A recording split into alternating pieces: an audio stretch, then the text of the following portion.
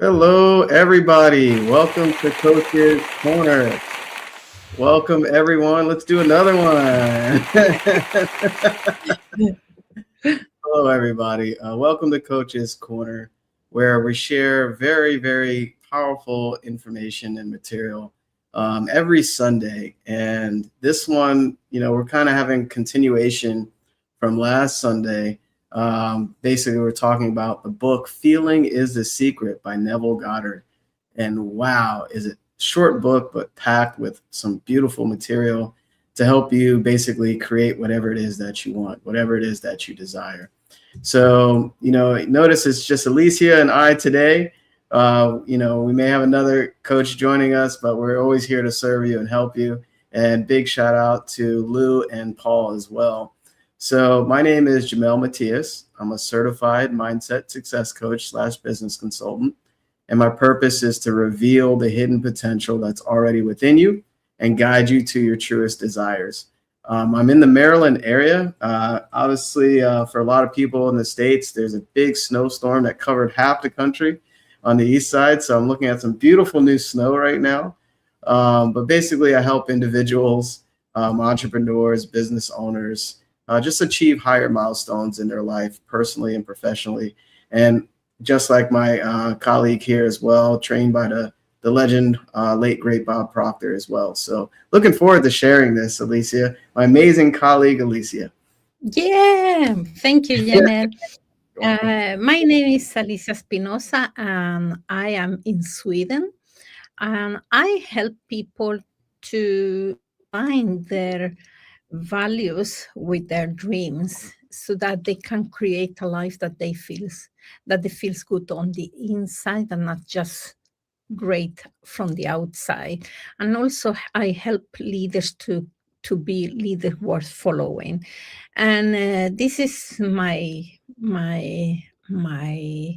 biggest mission is more to get people to be more in alignment with their values, because when we live from our values, oh boy, the lives change. Thank you. You're welcome. Awesome. This is going to be so nice. Have to get the energy up for everybody. And speaking of energy, feel free to engage if you're watching this live, drop some comments, and also, feel free to reach out to us if anything shared here really spoke to you today. And don't be shy. We're human beings, as you can tell, and we love meeting new people and helping people, of course, with this knowledge. So, wow, we're kind of continuing, from last week. And there's a second chapter in this book called Sleep. And what that is, it's something we all do, right? I think it's 1/3 of our entire life we're sleeping. So that gives you a huge opportunity to be mindful of what you have in your conscious mind when you go to sleep. Be mindful of the state that you fall asleep in and how powerful sleep is, because we have like our whole life. We sleep to replenish and rejuvenate physically, mentally and emotionally, but also it gives us the ability to create things. And all of us have this, and it's so, so, so important to understand. So, hello, everybody. I see a lot of people on YouTube. Hey, YouTube. Oh, by the way, a big announcement. I just hit 100 subscribers. So thank you for everyone that helped me hit that milestone. And I That's think, good. thank you. Thank you, Alicia. And I think it was 20,000 views too. So it's a huge milestone for me, where I didn't think, I wasn't really focused on growing that fast. So thank you so much. I appreciate it. So to help you and everyone watching, he says here, like right at the beginning of the chapter, which is beautiful, he says, once you're asleep, and it's important to pay attention, right, before you go to sleep. I didn't know this. He says, once asleep, man has no freedom of choice. Man or woman has no freedom of choice. And your entire slumber is dominated by your last waking concept of self. It follows, therefore, that you should always assume the feeling of accomplishment and satisfaction before you retire in sleep. That was huge. And I know a lot of people can relate to that, where you look at your day and you're just kind of stuck on what happened for the day, right? Hello, hi. So when you're stuck on the negative aspect and you're allowing like maybe some bad things happen that day and you're taking that into your sleep, you're actually recreating things to match that frequency. And this is such a great reminder, because this is something I'm currently working on. I'm developing even more. What is your last waking concept of yourself? Who really operates like that? Right? Alicia, did you want to take the pass? Yeah, I what it strike to me when you say the concept of yourself, because it's so important what the concept of ourself, because our ego will defend the concept that we have about ourselves, and the I am, whatever is coming after the I am, is so powerful that it becomes the concept of ourself. And then when we go to sleep and we have that concept of ourself, it will be more stronger, because if we in the conscious mind all the time say, oh, I am this, or I am this, oh, I'm such a fool, or oh, I am a dumb. Sometimes we say that without even thinking about that. But the problem is that our subconscious mind is listening all the time, is listening. And then it will be like, like it will be like the really the concept from about yourself. So that is very, very important. And also I have many times, many years, I could not sleep because my head was all the time like, um, all the time it was like, thinking about, oh, I should have been do this and should be do that. And then I learned how to just clean my mind during the before to sleep, so that I could just, start to create another concept about myself. So it's very, very important to think. Yeah, absolutely. It's so interesting when you're sharing that. It's like there's two versions we can choose, right? There's always a choice. And without awareness of what you're thinking, we usually fall upon what we see with our eyes, or what happened throughout the day, or, we just take our day that we had into our sleep. And I've done that majority of my life. And I know I'm not alone here, with pretty much majority of people walking this planet. So this should be a really powerful awakening, right? And it's funny I say that, because there was something in my meditation. They say, one of my teachers, meditation teachers, Andy, he said, there's those that when they're awake, they're actually asleep. If their eyes are open, they're actually asleep. But when your eyes are closed, you can be more awake.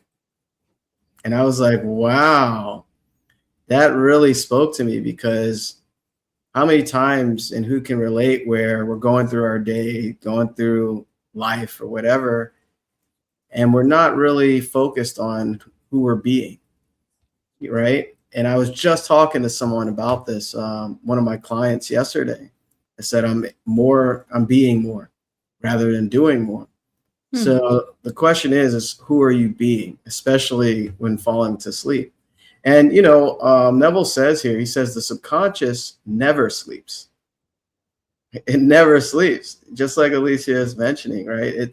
It always receives what you give it. So what do you focus on in your conscious mind? He says sleep is the door through which the conscious waking mind passes to be creatively joined to the subconscious. Wow. So sleep is a doorway. Mm-hmm. When you take your conscious concept of yourself into your sleep.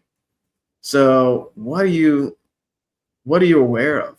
Are you like taking a negative energy or allowing what you see and experience to create your tomorrows? And I remember Bob saying that, it's a perpetual cycle of doom, right? Expecting something different or things to get a little bit better or whatever, but you're not aware of these things that you're taking into your sleep. So, and this is why, mentorship's important too, because now you're learning how to apply it consistently, and not only by yourself, you're with people that, do this continuously. And it's all about getting an understanding first.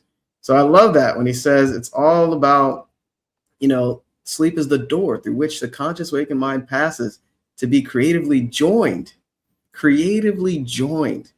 And I love how he was sharing how it's like the male female aspect. And he said your consciousness, everything that happens in your life are children born of what you created. And I was like, wow, I never heard anyone say it like that.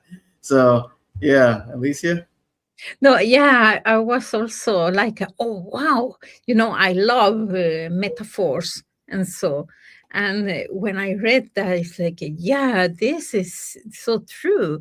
Is that and you talk about meditation, and I think that to meditate before going to sleep is very, very, very good.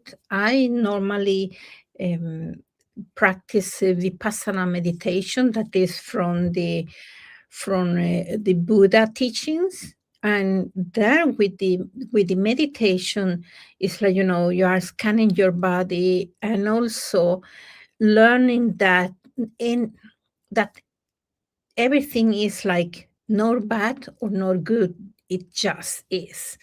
And this is very good because when we go through the day, at the end of the day, and sometimes we say, yeah, but this happened, it was bad. And this, we set a etiquette about like, this is bad and this is good, but we don't know about that. We just know that something happened, and with our senses, we categorize them as good or bad. But we don't know, maybe 2 years after, that just when I categorize it as bad was a good thing for me.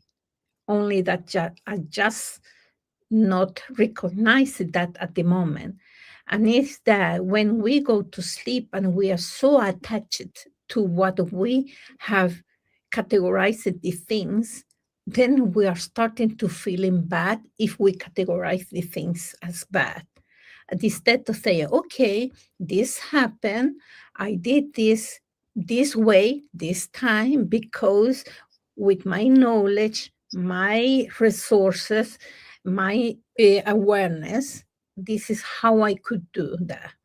And just be gentle to ourselves, that if I could know better, I will do better.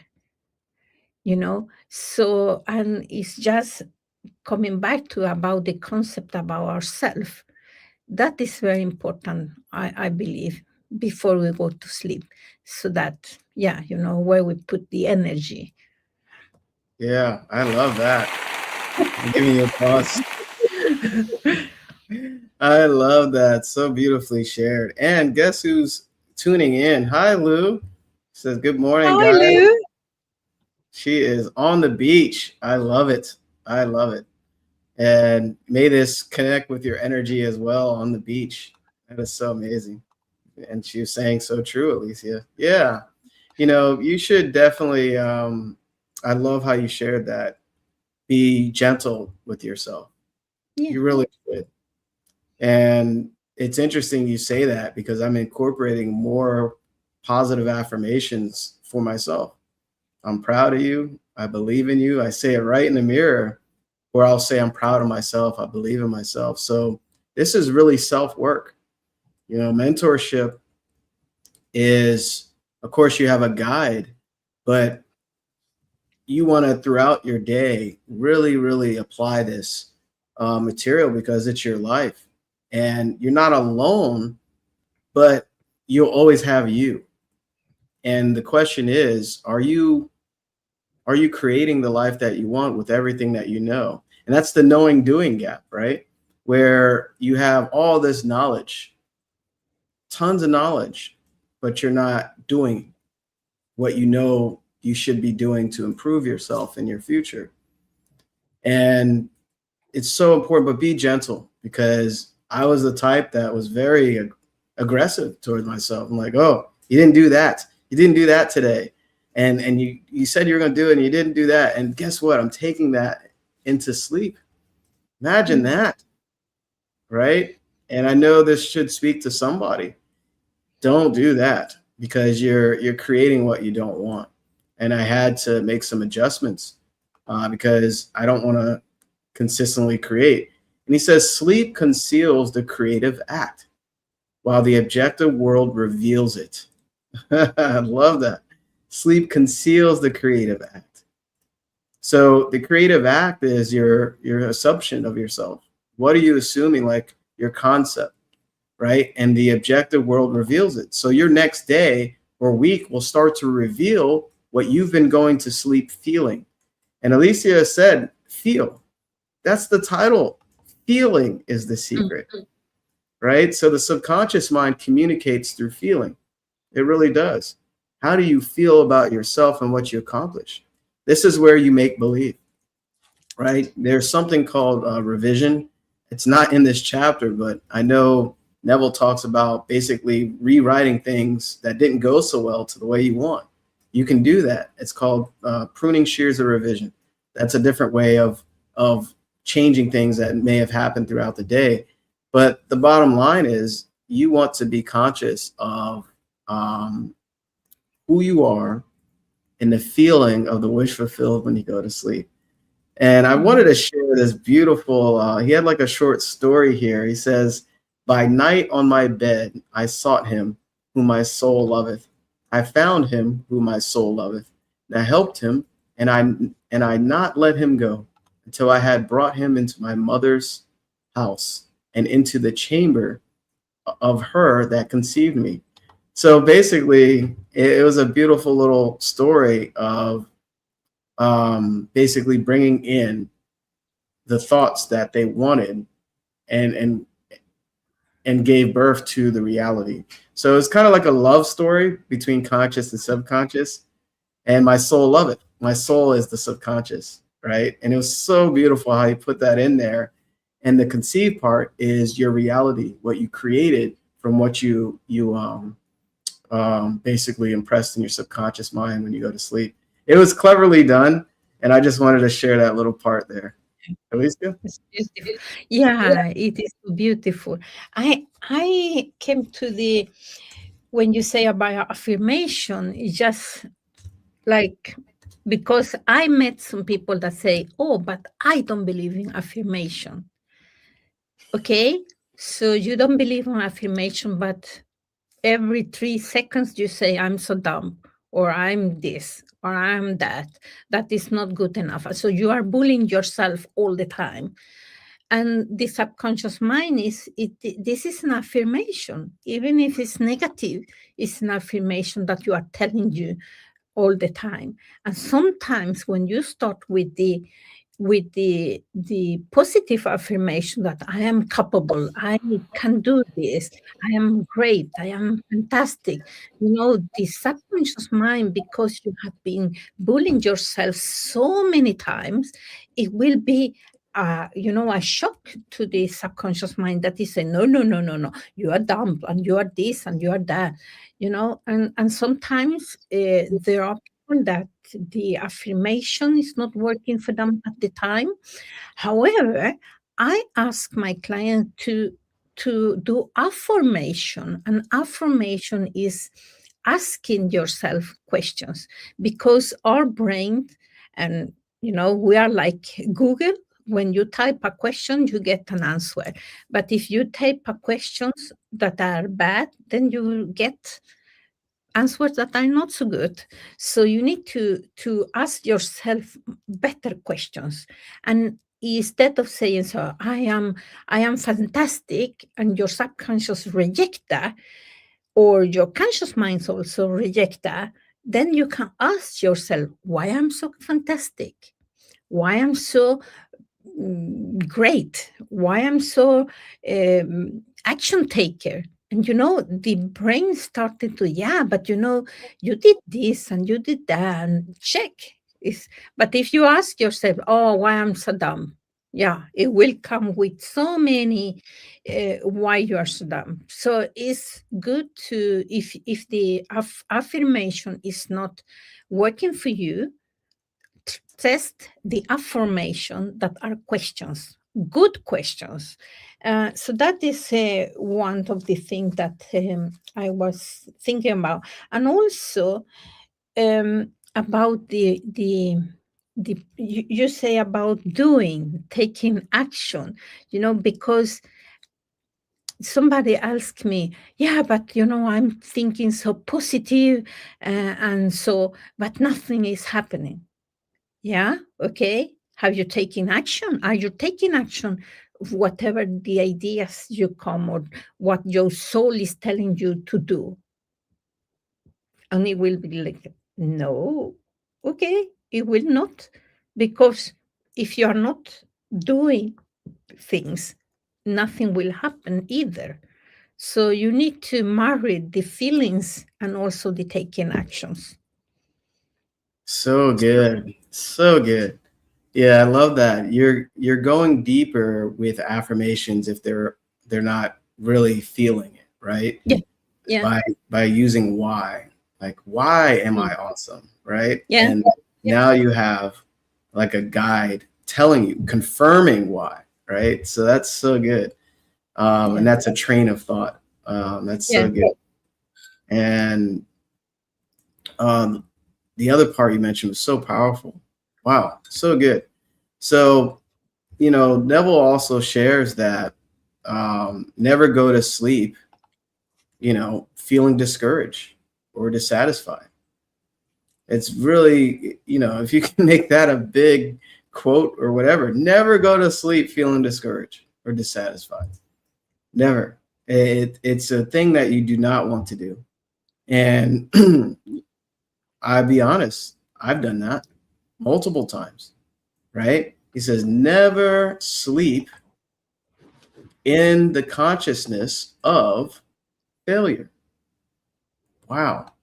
How many people go to sleep and allow, feel discouraged and dissatisfied with the day or whatever results? And when Alicia was speaking about that, how we feel like things aren't happening, here it comes. Here's a good quote for you. Let me get my applause ready. Absence of evidence is not evidence of absence. It really isn't. So what that means is things are working for you. You just don't see them yet. And that's faith, and that's knowing. But also,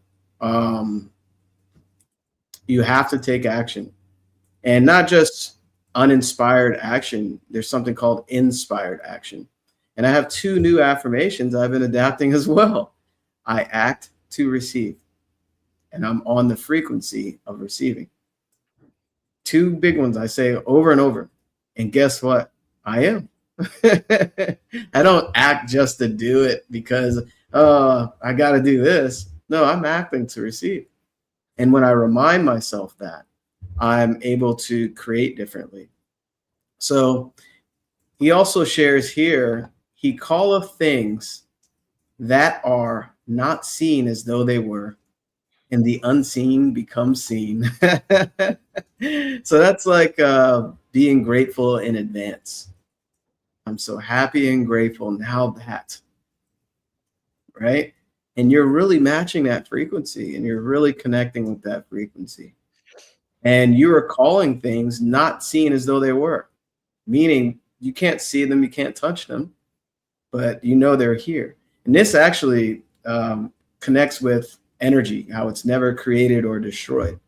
It's just it's in one form or another. So the person or whatever material thing that you desire is waiting on you to connect with that frequency. So this is important because we're talking about sleep. Now you can utilize this gateway to the subconscious consistently to create things that you want. And you can start small too. You don't have to think of something really big. This works all the time, which is beautiful. And it's a gift that we all been given if you're open to receive it. Alicia? Yeah, I was thinking about the faith that you talk about, and you have in your signature believing in the unseen. And it's because I think that sometimes when we don't see, we cannot see how things are going to happen, how we are going to reach that goal. And so then we lose the faith. And then we go and sleep, and then it's discouraged at, it didn't happen today either.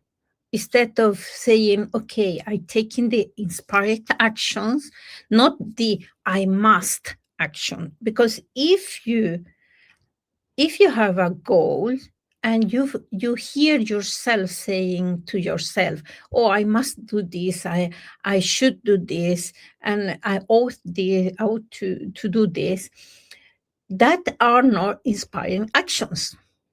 It's like something that is from the outside. And then, oh, I should be doing that. And then you don't like that. You don't feel that. And it's why it's important that your goals and dreams are in alignment with your values. Because when you connect them with your values, then you will know that taking action is the step, and feeling as the wish fulfilled. And the ideas will come, like do this and do this, but then it's like taking action. Because if you get an idea and you're so inspiring to do that, but then you let the fear of something stop you, then the universe say, it says that this person is not so serious about their dreams. And then everything disappear.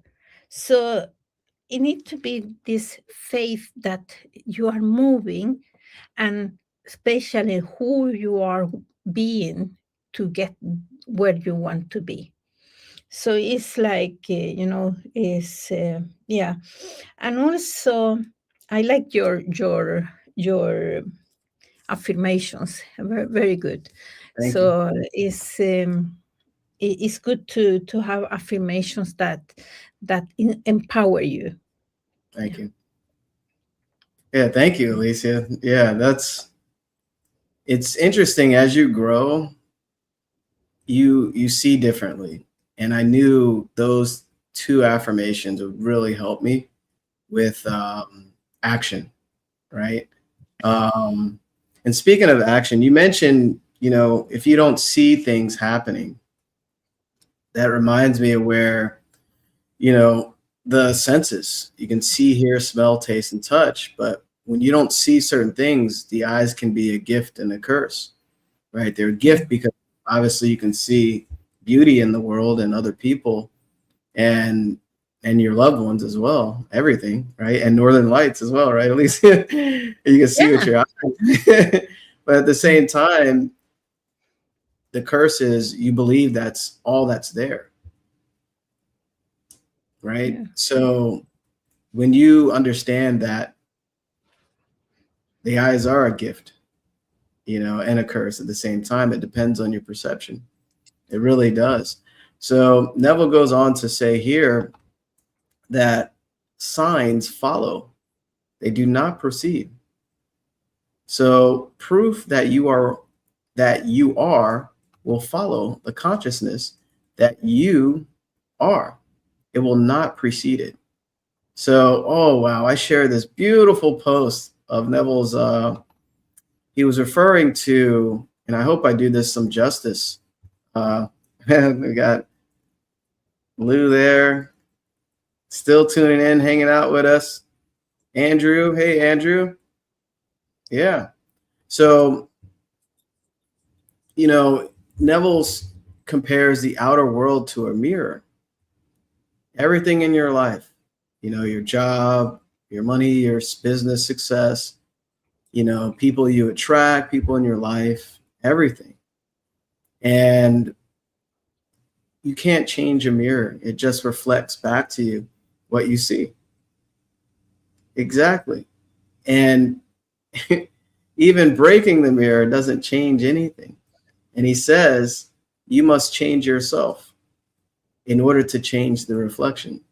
So to change the outer world, you must change the inner world. And as you smile in that mirror, the mirror will smile back. So the question is, who are you becoming?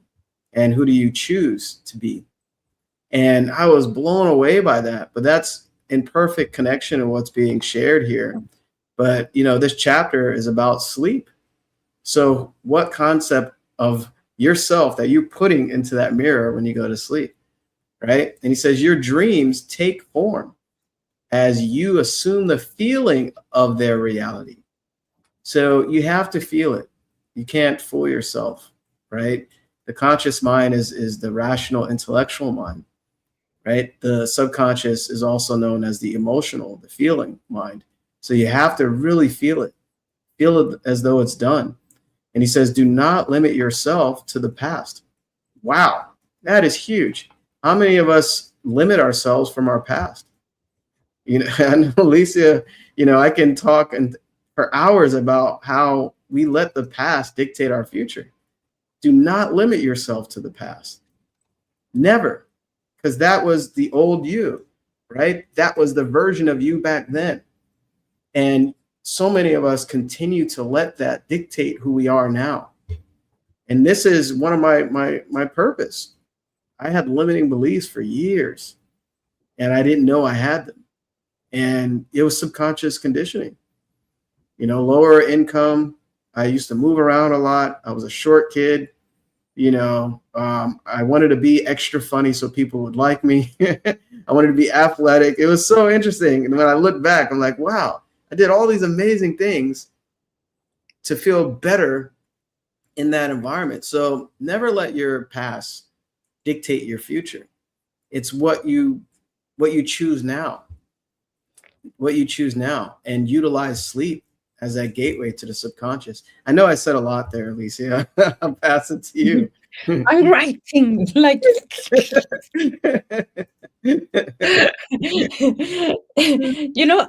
I was thank you. It was so good. I like so much here, and Thank you. I I I when you say about the senses and the northern light, I need to to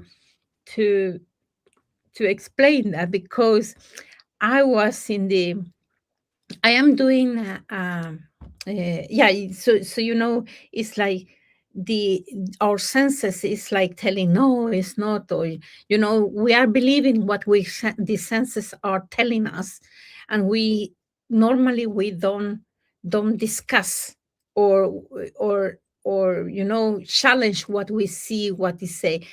uh, I am doing a project in the very north of Sweden. It's very, very cold there. And I am, traveling to that place. And we were last week um, watching for the Northern Light. And the Northern Light is there, it's always is there. The problem is that when you are in the town is so many lights that you cannot see that. And it doesn't mean that it doesn't exist. It's because you need to go to a place where it's dark, in order to see the northern light. Because if it's so too much lights, you don't see that. And that made me think about also sometimes we need to go to, when we don't see these things and we see everything that is dark, it doesn't mean that our dreams are not, you know, there, that we can reach them. It means that we need to move to another position so that we can see more clearly. And this is very, very, uh, very important, so to think about. And I also think about the past, and the past is always, coming all the time. It will not leave you. I don't know. My past has lived in me, but it's like Yemel say, it it it it doesn't dictate my future. And this is, we need to be aware of that, because, for example, I have a conversation some days ago with a prospect or a future client, and then I get rejected. And then at the moment, I thought, okay, but then I started to feel something in my body, and then I sit down and I say, what is my feeling at the moment? And what is the reason I'm feeling that? And in that moment, I realized that Alicia, 5 years, was feeling rejected. Not Alicia as today, but Alicia, the younger Alicia, was feeling rejected. And because my path, I felt almost all my childhood, or also in the late 20s or something like that, I also felt very rejected. So I feel like the feelings about being rejected, and I think, okay, it's okay to feel rejected in my body, but it's not going to dictate how I will go from here. And I say, I'm so happy that I got rejected, because that person didn't rejected me. That person just rejected himself there. So it's not letting the past controlling me.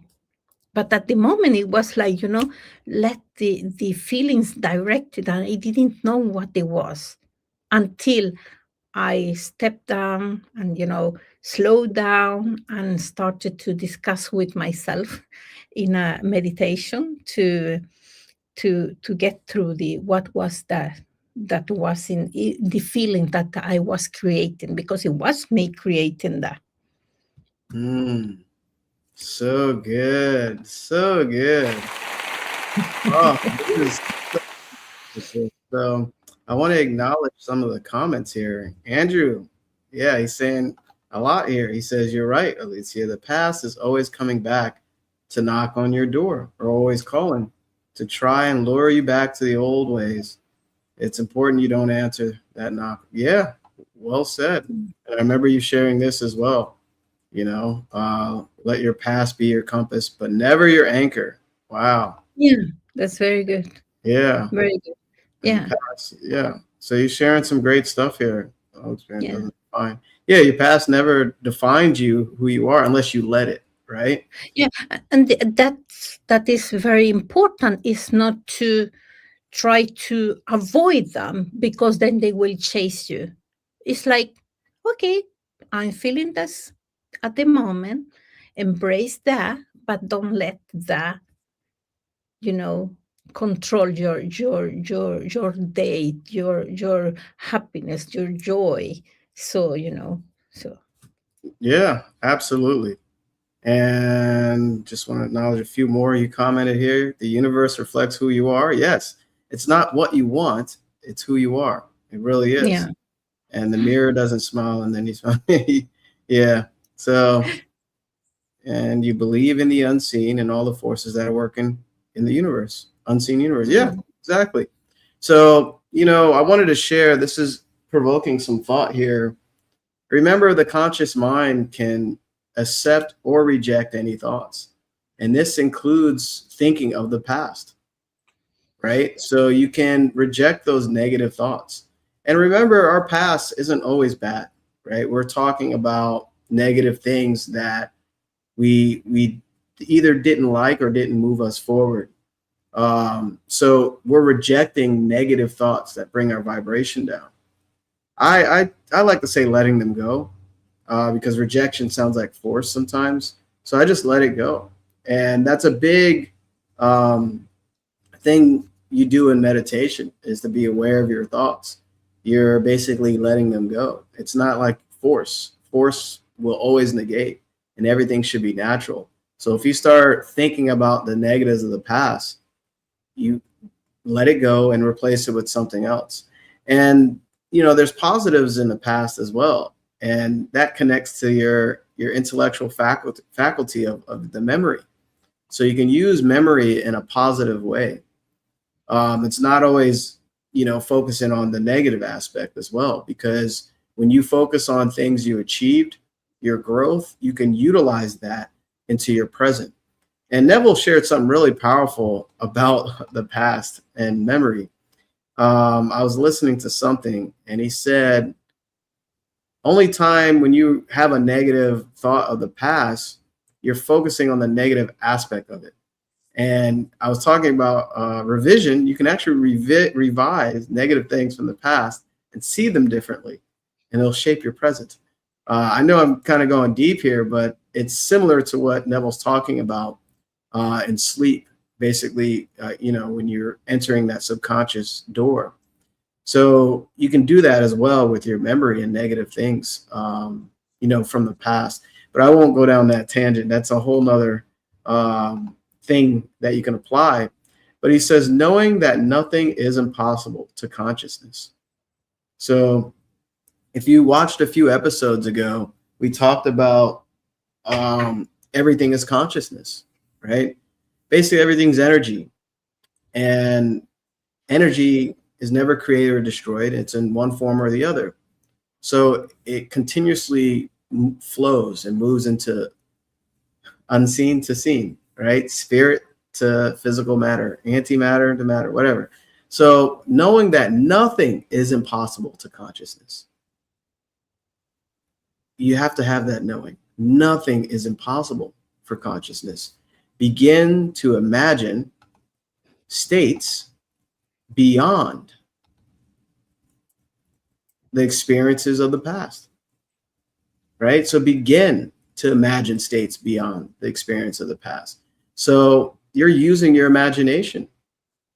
That's the only thing, the only beautiful gift we have, really, to take us out of our current circumstances and conditions, is using the imagination effectively. And when I say effectively, is what is it you want to create, rather than using your imagination in a negative way. He says, whatever the mind of man can imagine, man can realize.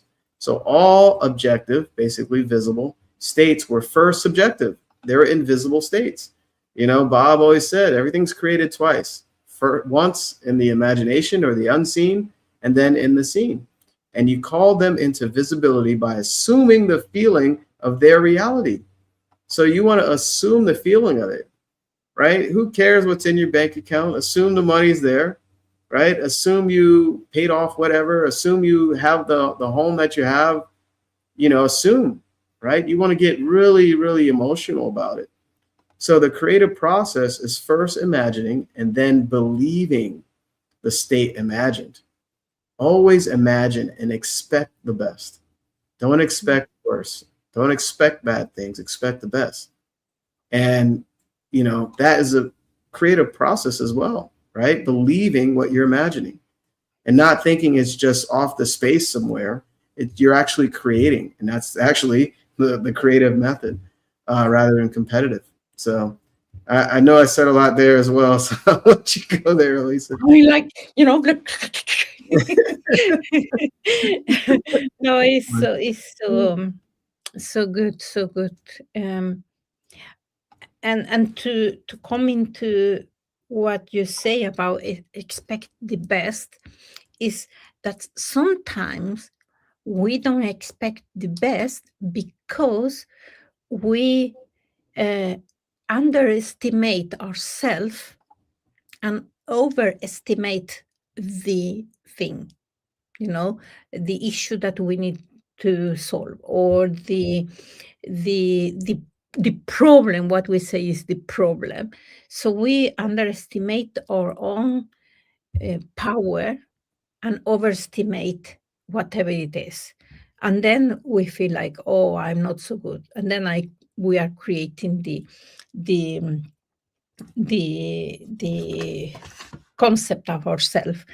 So this is very important, to believe in self, the assertiveness about ourself and our power within, that we are more powerful than what we think. And when challenge come, for me, it's like, when I have a challenge, it's like, oh, this is interesting, because this challenge make me think about what is the tool that I have inside me that I don't know that I have, and how can I use it, how can I use it to solve this challenge, so always thinking like, okay, what is next step now, from the knowledge I have, the awareness I have, and the tools I have? How can I take the first step to that? Uh, and again, not letting the past uh, control me, because everything everything is have a positive side and a negative side. I normally say, like the magnet doesn't exist if it has not a positive side and negative side, and so is life. And everything, even if you win the lottery, something is positive and something is negative in that. So we need to learn that life is just, it's nothing. We not to put the etiquette. And in the past, as I told before, that sometimes we say, oh, this is the worst thing that happened to me. But some years later, you can say, this was the best things that happened to me, because they make me do some changes in my life. So the challenge that come to our life is not to break us down, is to create us, to get us to to what is in the word, I even remember the word, to discover what is inside me that I have not yet used it. I love that. Oh, I love it. I love it. We're discovering ourselves. Yeah. And you shared some beautiful things there. Wow, we have Thank you, power. Andrew. Andrew, Yeah, like it, the magnet. Yeah, it's there. It's yeah, life. Don't expect only the positive, because then it's not. Uh, it is a fantasy that is not there. It is only create uh, frustration when you expect everything to be positive, or you put the what you say that is positive. But when you something that you put in negative, ask yourself, what is the thing that I need to know now, that I already know, but I need to get to the surface so I can use to right. solve.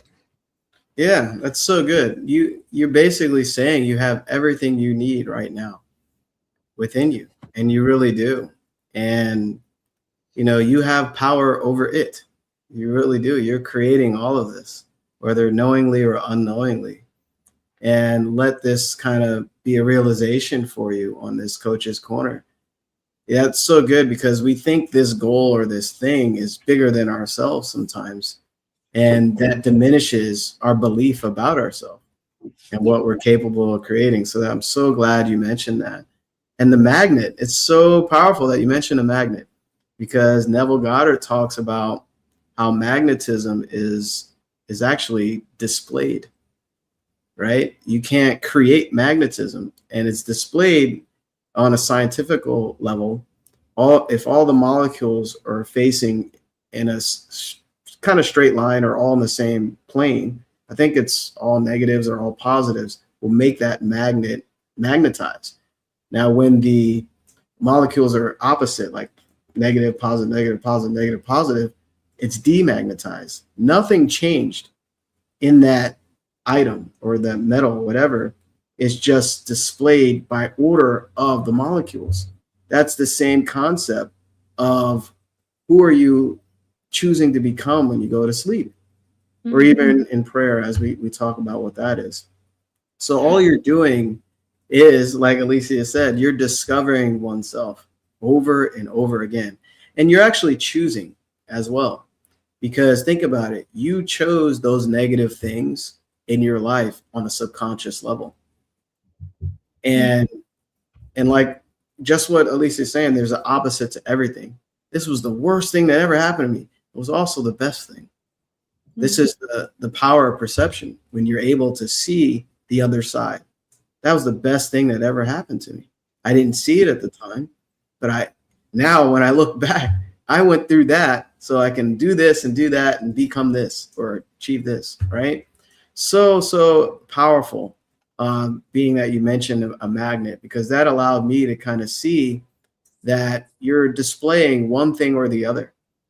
Are you becoming a magnet, or are you repelling, right? Are you a magnet to what you want to create, or you're holding it away? That's so beautiful. So he says the world cannot change until you change your conception of it. As within, so without. So the world cannot change until you change your conception. How do you conceive the world? You see that you're creating it and it's working for you every day, or you think it's working against you, And there were times when I thought the world was working against me. Trust me. I was like, I'm doing everything right. What is happening? But it's as within. You are the source, So, and what's so beautiful, he says here, wow, you have no one to change but yourself. And you have neither opponent nor helper in bringing about the change within yourself. Well, we're helping you today. We're helping you understand, right? But this is a personal journey. That's why they call it personal growth, personal development. It's very personal. And now you're getting an understanding, right? And this is so good. The world cannot change until you change your conception. See, this reminds me of that quote. People don't resist change. They resist being changed, right? So you don't resist change. It's just being forced. So, like I said, force negates, and you want to change from within. As within, so without. And there's no opponent. I like that. Nor helper in bringing about the change within yourself. So there's no opponents. There's nothing stopping you but you. Let this really wake you up today, right? I got to give myself applause there because I'm getting excited. Yeah.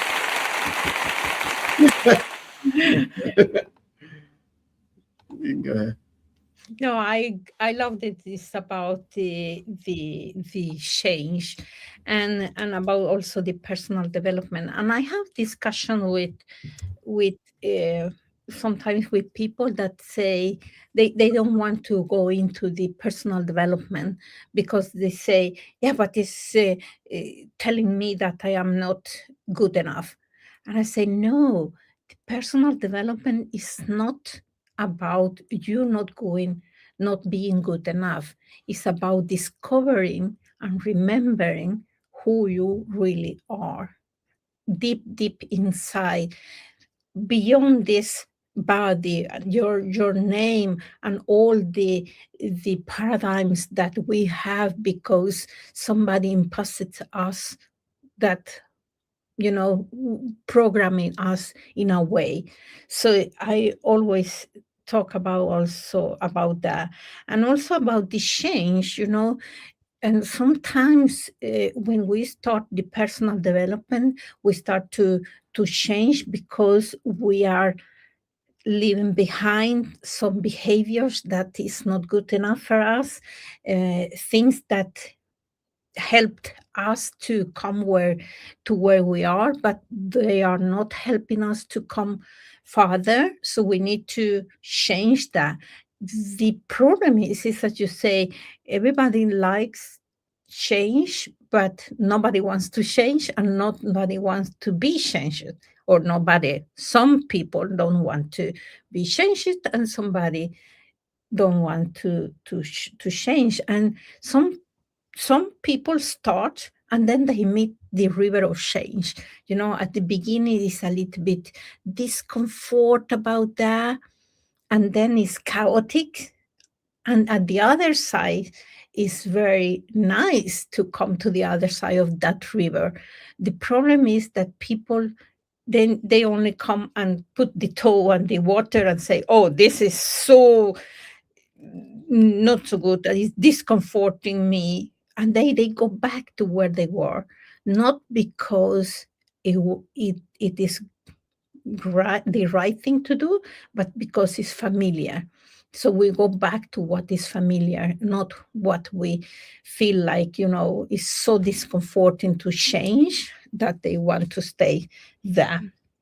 And and I also like it when you say the world cannot change until you change. And this is what we do with personal development. We change not to be another person, but to discover ourselves.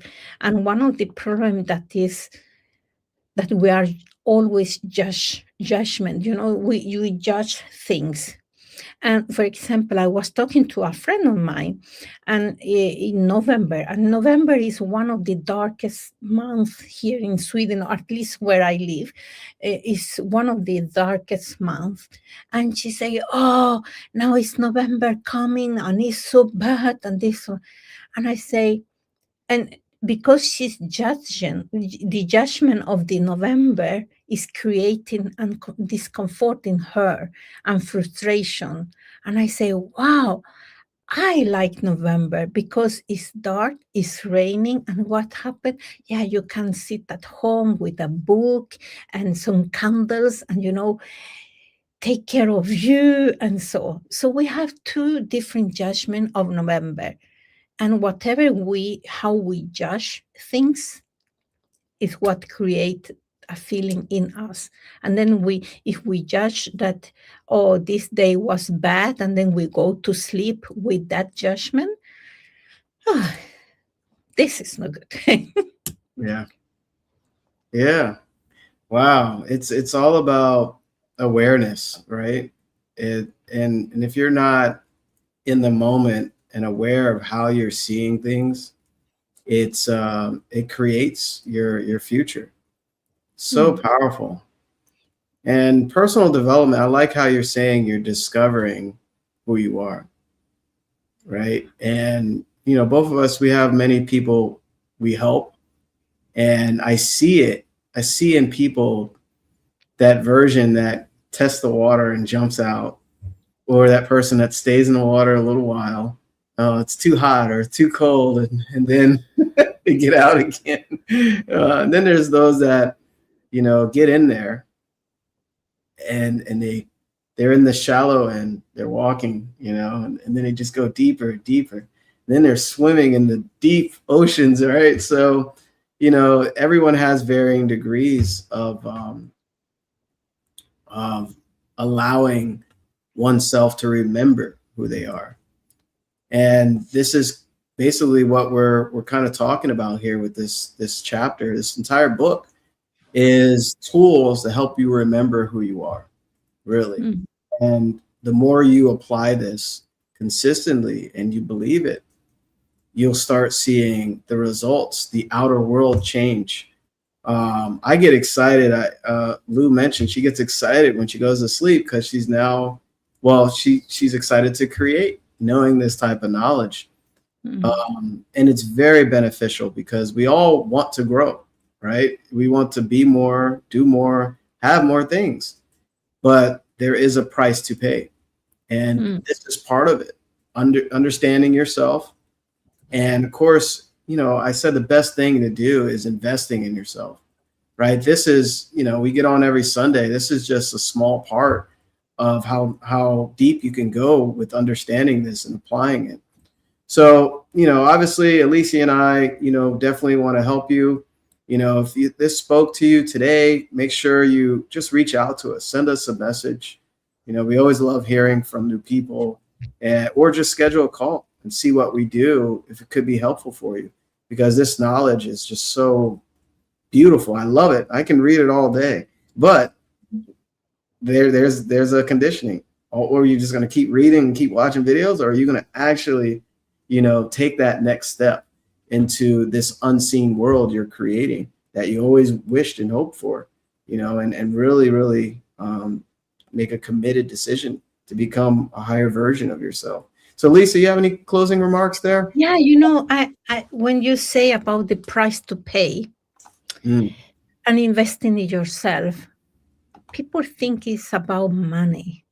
The money is a tiny, tiny investment, because the biggest price to pay is letting go of what is not serving you. And sometimes we defend things that we do, behaviors that is not good for us, things that thoughts that we don't is not good for us, beliefs, because we are not willing to pay the price to letting it go. Because if you let it go, then you say, but then who I am? And then the identity that you have created all the time is suddenly not there. And it's why so many people is like, thinking that the price to pay is just money. No, it's the energy, it's the time, and it's the willingness to letting go of the past and the behaviors and the beliefs that are not serving to you and to your future. Oh, wow. Beautiful. Beautiful. All right, everybody. Appreciate you joining us. Thank you for today. Thank you. We'll see you next time. See you next time. Bye. Bye.